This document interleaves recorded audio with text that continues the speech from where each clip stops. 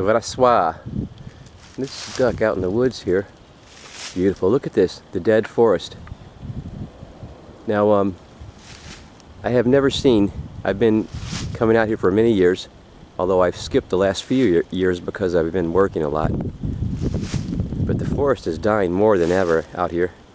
This is the state park near where I live.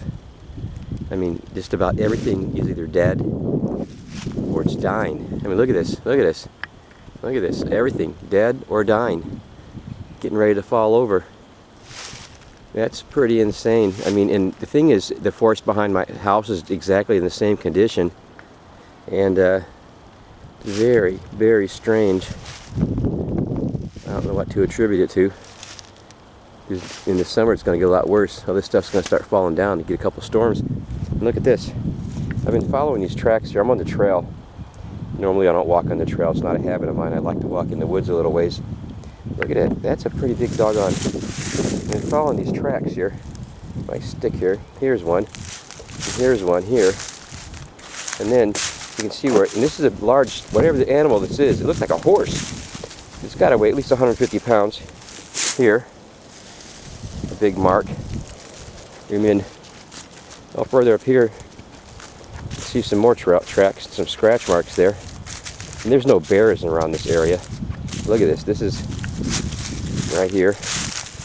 Pretty big footprint. Where's my stick at? Right there. You can see it's got a long stride. It goes all the way to here. That's longer than my stride. And then here again. So I'm following these footsteps, trail. I don't know if that has anything to do with it. Bird feathers. Maybe he got something to eat. A little snacky poo on the way. Bird feathers. Whatever this animal is, pretty big. It might be a giant dog. The thing is, I don't see any human prints to go along with it. It was somebody walking a dog. There's another one right here. Pretty doggone strange.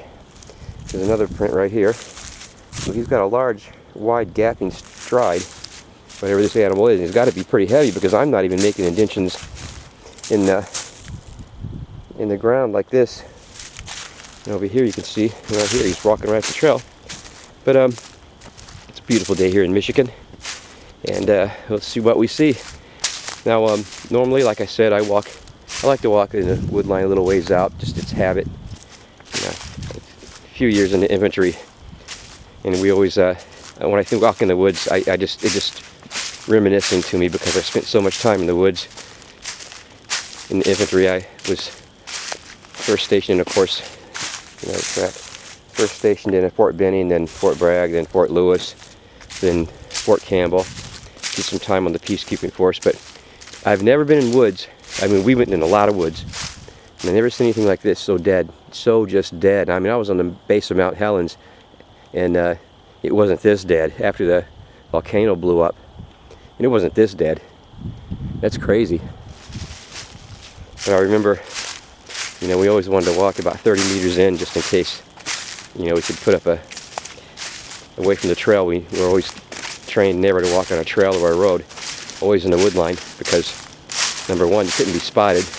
Well, nowadays you can because of all the infrared technology they have, and they didn't have that so much in my day, but you'd catch the opponents walking down the road because they would use the trails, and then you could set up a hasty ambush and ambush them if you're in the wood line a little ways. And I just think it's shit like that. I used to have a girlfriend that read my infantry book that I kept, and she couldn't, whenever they talked about a hasty ambush, she just would laugh her ass off, which is pretty funny, hasty ambush. But you know, the thing is, that's what we're facing today. We're being ambushed, and the weapons they are using aren't Claymore mines and LAWs and M60 machine guns. They're using iPhones and televisions and the entertainment industry to take over your mind, and sports and the drugs and alcohol and tobacco and everything that's so readily available and in mass quantities just at your fingertips. And porn's another one, a terribly awful weapon against your mind. And people don't seem, if it's available and it's there seems to be nothing wrong with it, and they just suck it up. And of course, I'm not good at parties, I'm not good at gatherings, because when I get together with people, even my family, all they talk about, number one, is their job. And I never talked about my job ever, because I don't think it's appropriate to talk about it at a family gathering. Your job, the sports, what's on television, what this famous actress or actor is doing, or Trump, or Obama, and you know, all this shit, this stuff that I don't even care about. And I have no interest whatsoever in any of these things. iPhones, none. I have nothing. Facebook. You know, I made a slipping mistake and said people on Facebook are idiots. And I'm in a room where everybody does Facebook. So I was ostracized at that moment, and people are telling me, we don't like being around you. And I'm saying, well, you know, quite honestly, I don't like being around you. These are family members. And we have nothing in common. And of course, I always bring up how, you know, look, flat Earth, okay? I'm not saying the Earth is flat. It doesn't even matter. Look, anybody that's read any science literature knows that what is the common belief is that nothing exists until it's realized by our conscience. And think about that. Whether the Earth is round or flat, or even this forest is here or not, or the sounds in the background, it's not realized until it's in your conscience, until your conscience brings it to volition. It's not there. If there's nobody here in the forest, nobody to realize this, then maybe it just doesn't exist. And the same with flat Earth. But I like to bring flat Earth up, especially at parties, because here's one thing, that it's not racial, it's not political, it's not religious, but everybody hates you when you bring it up. Everybody has an opinion. And I mean, I've had people who want to hit me, who want to fight me, which is a big mistake on their part.